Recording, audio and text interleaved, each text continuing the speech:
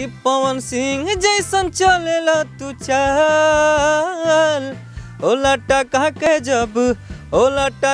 जब झारेला तू बाल, राजा जी कमाल लागेला।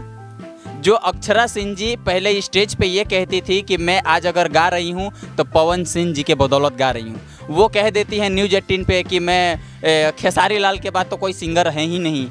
तो उनका सरासर इशारा जो है पवन जी को इग्नोर करना ही। वो उससे क्या मतलब, पवन सिंह का लेवल घट जाएगा?